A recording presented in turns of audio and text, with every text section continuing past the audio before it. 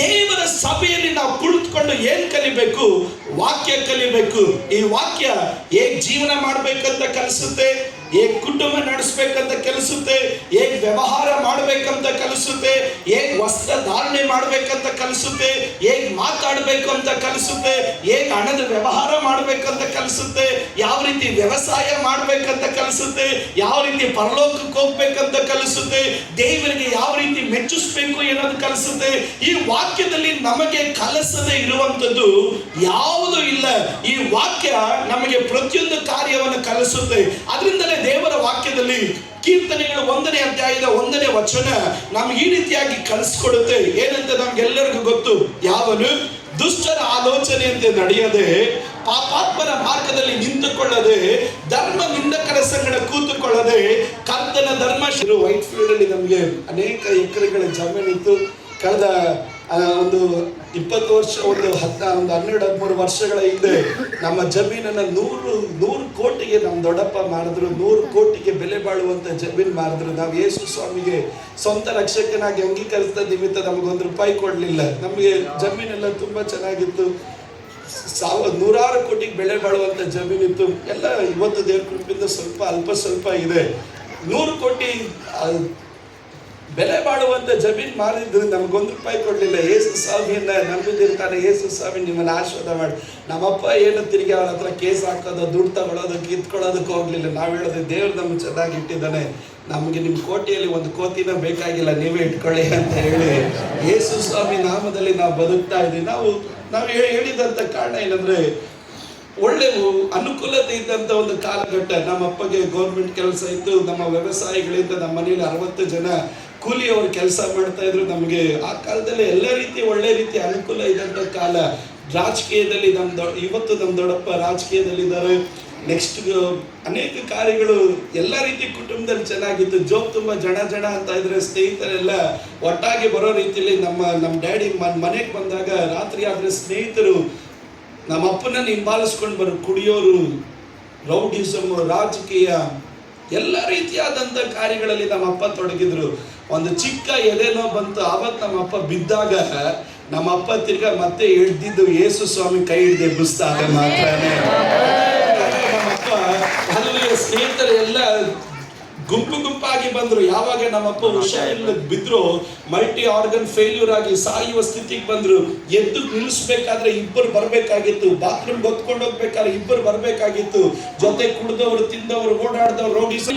ಏಸಪ್ಪ, ಕೃಷ್ಣಪ್ಪ ನೀನೇ ದೇವರಂತ ನಂಬ್ತಾರೆ, ನೀನು ಅದ್ಭುತ ಮಾಡಿದ್ರೆ ನಿನಗಾಗಿ ಜೀವಿಸ್ತಾರೆ ಅಂತ 2 ನಿಮಿಷ ಅಂಕಲ್ ತಲೆ ಮೇಲೆ ಕೈ ಇಟ್ಟು ಪ್ರಾರ್ಥನೆ ಮಾಡಿದ್ರೆ, ನಮ್ಮ ಅಪ್ಪನ ತಲೆ ಮೇಲೆ ಒಂದು ಬಕೆಟ್ ನೀರು ಇದ್ದಂಗೆ ಬೆವರ ಹನಿ ಕಿತ್ಕೊಂಡು ಬಂದಿದ್ದೆ. 6 ತಿಂಗಳಿಂದ 2 ಒತ್ತು ನಡೆಸಬೇಕಾಗಿದೆ ನಮ್ಮಪ್ಪ. ಆ ಪ್ರಾರ್ಥನೆ ನಂತರ ತಾವಾಗಿ ಎದ್ದು ಕುತ್ಕೊಂಡ್ರು, ನಡೆದಾಡಿದ್ರು. 6 ತಿಂಗಳಿಂದ ಬರೀ ಗಂಜಿ ಮತ್ತು ಜ್ಯೂಸ್ ಕುಡಿತಾ ಇದ್ದಂತ ನಮ್ಮಪ್ಪ ಆ ಪ್ರಾರ್ಥನೆ ನಂತರವಾಗಿ ಗಟ್ಟಿಯಾದಂತ ಆಹಾರ ಪದಾರ್ಥಗಳನ್ನು ತಿನ್ನಲಿಕ್ಕಾಗಿ ಪ್ರಾರಂಭಿಸಿದ್ರು. ಆವತ್ತೋದ ರೋಗ ಇವತ್ತು ನಮ್ಮಪ್ಪನಿಗೆ ಹಿಂತಿರುಗಿ ಬರಲಿಲ್ಲ. ಜೀವಂತವಾಗಿದ್ದಾರೆ.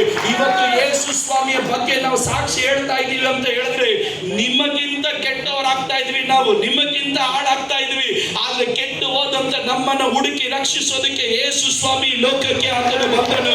ಕೆಟ್ಟು ಹೋದಂತ ನಮ್ಮನ್ನು ರಕ್ಷಿಸಿದ ಮಾತ್ರ ಅಲ್ಲ, ಇವತ್ತು ಲೋಕ ಪೂರ್ತಿಯಾಗಿ ನಾವು ಘೋಷವಾಗಿ ಹೇಳ್ತೇವೆ.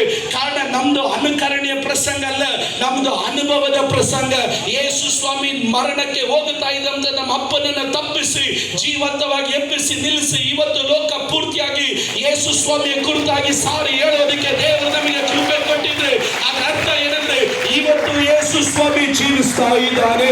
ಈ ವಾಕ್ಯವನ್ನು ಯಾರು ನಂಬುತ್ತಾರೋ ಅವರು ಎಂದಿಗೂ ಲಜ್ಜೆಗೀಡಾಗಿ ಹೋಗೋದಿಲ್ಲ ಎಂದು ನಾವೇ ಒಂದು ಸತ್ಯ ಸಾಕ್ಷಿಯಾಗಿದ್ದೇವೆ. ದುಷ್ಟರ ಆಲೋಚನೆಯಂತೆ ನಡೆಯುವವರು ಇವತ್ತಲ್ಲ ನಾಳೆ ನೆಲೆ ಕಚ್ತಾನೆ. ಆದ್ರೆ ಈ ವಾಕ್ಯವನ್ನು ಓದಿ ಧ್ಯಾನಿಸುವವನು ಯಾವತ್ತು ನೆಲೆ ಕಚ್ಚೋದಕ್ಕೆ ನನ್ನ ದೇವರ ಅನುಮತಿ ಕೊಡೋದಿಲ್ಲ. ಈ ವಾಕ್ಯವನ್ನು ಓದಿ ಕೈಗೊಂಡು ನಡೆಯುವವನ ಕಾರ್ಯವೆಲ್ಲ ದೇವರು ಸಫಲ ಮಾಡೇ ಮಾಡ್ತಾನೆ. ವಾಕ್ಯವನ್ನ ಕಲಿಬೇಕು, ವಾಕ್ಯವನ್ನ ಕಲಿಬೇಕು, ವಾಕ್ಯ ಕುತ್ಕೋಬೇಕು, ವಾಕ್ಯ ಓದಬೇಕು. ಕೊಲೋಸಿಯ ಸಭೆಗಿದ್ದಂತ ಒಂದು ವಿಶೇಷತೆ ವಾಕ್ಯವನ್ನ ಕಲಿಯೋರಾಗಿದ್ರು. ಅದರಿಂದಲೇ ದೇವರ ವಾಕ್ಯ ಹೇಳ್ತದೆ, ಈ ವಾಕ್ಯವು ನನ್ನ ಕಾಲಿಗೆ ದೀಪ, ನನ್ನ ಮಾರ್ಗಕ್ಕೆ ಬೆಳಕಾಗಿರುವಂತದ್ದಾಗಿರುತ್ತೆ. ಇವತ್ತು ವಾಕ್ಯವನ್ನ ಕಲಿಯುವುದಕ್ಕಾಗಿ ನೀನು ಸಮಯ ಬೇರ್ಪಡಿಸಿ ಕುಳಿತುಕೊಂಡಾಗ ನಾನು ಒಂದು ಕಾರ್ಯ ಹೇಳ್ತೇನೆ, ಒಂದು ಕಾಲದಲ್ಲೂ ನೆಚ್ಚಿಗೀಡಾಗೋದಕ್ಕೆ ನನ್ನ ದೇವರು ಅವಕಾಶ ಮಾಡಿ ಕೊಡೋದೇ ಇಲ್ಲ. ಯಾಕಂದ್ರೆ ಈ ವಾಕ್ಯವನ್ನ ಗಟ್ಟಿಯಾಗಿ ಯಾರು ಇಟ್ಕೊಳ್ತಾರೋ ಆತನ ತಲೆ ಯಾವತ್ತು ತಕ್ಕೋದಕ್ಕೆ ನನ್ನ ದೇವರ ಅನುಮತಿ ಕೊಡೋದಿಲ್ಲ. ಇವತ್ತು ನಮ್ಮ ಮಧ್ಯದಲ್ಲಿ ಎಬಿನೇಸರ್ ಇದ್ದಾನೆ. ಅವನಿಗೂ ಕೋಟ್ಯಾಂತರ ರೂಪಾಯಿ ಸಾಲ ಇತ್ತು, ಮಲ್ಕೊಳ್ಳೋದಕ್ಕೆ ಮನೆಗೆ ಹೋಗೋದಕ್ಕೆ ಭಯ ಆಗ್ತಾ ಇತ್ತು. ಆದ್ರೆ ಈ ವಾಕ್ಯವನ್ನು ಬಿಡಲಿಲ್ಲ. ಸಾಲಗಾರರು ಮನೆ ಹತ್ರ ಬಂದು ಮನೆ ಬೀಗ ಹಾಕೊಂಡು ಹೋದಾಗ ಫ್ಲೈಓವರ್ ಕೆಳಗಡೆ ಮಲಗಿದಂತ ಅನುಭವ.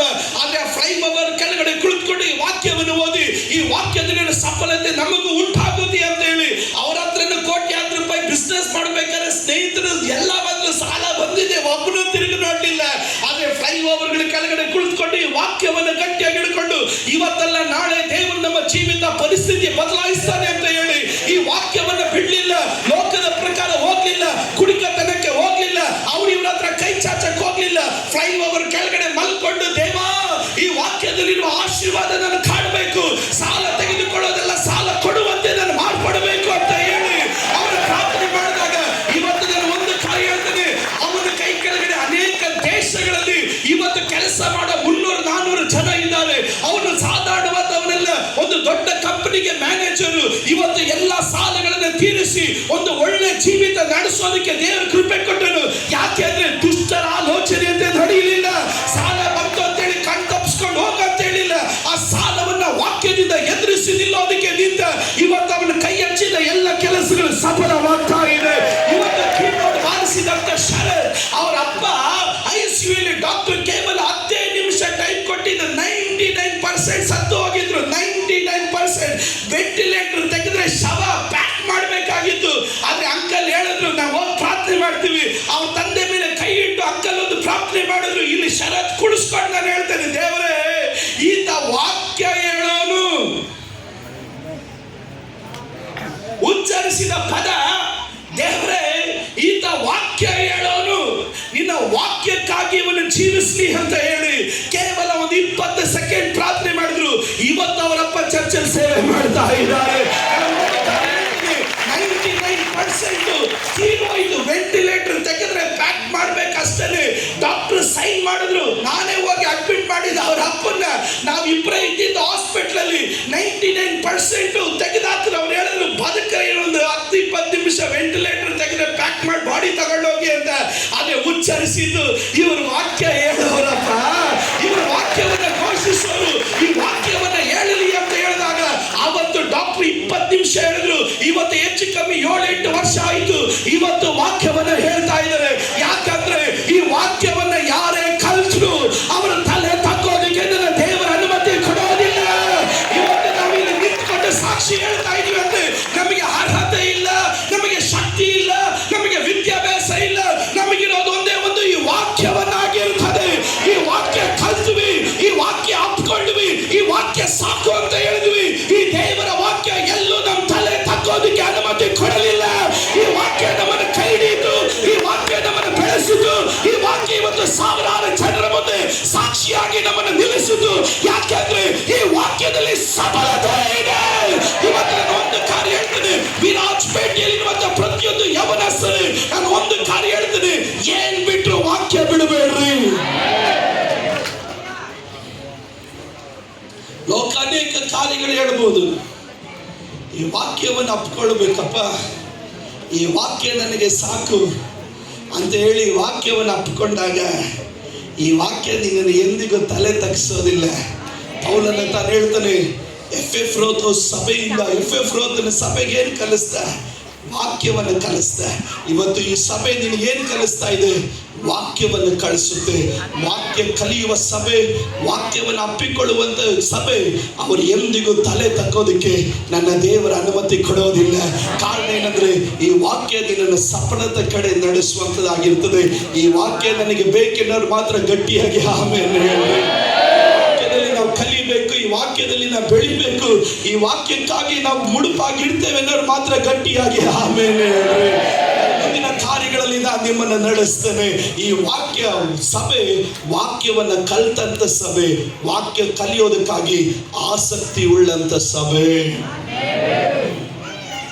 ಈಗ ಇನ್ನೊಂದು ಅರ್ಧ ಗಂಟೆ ಇಷ್ಟೆಲ್ಲ ವಾಕ್ಯ ಕಲಿತಂತ ಸಭೆಗೆ ಏನು ಪ್ರಾಬ್ಲಮ್ ಬಂತು ಅನ್ನಂತ ಒಂದೆರಡು ಕಾರ್ಯ ನಿಮ್ಮ ನೆನಪಿಗೆ ತಂದು ನಾನು ನಿಲ್ಲಿಸ್ತೇನೆ. ಎರಡನೇ ಭಾಗದಲ್ಲಿ ಬೇರೊಂದು ಕಾರ್ಯ ನಾನು ಮಾತಾಡ್ತೇನೆ. ಕೊಲೊಸ್ಸೆ ಬರೆದ ಪತ್ರಿಕೆ 2ನೇ ಅಧ್ಯಾಯಕ್ಕೆ ಬನ್ನಿರಿ.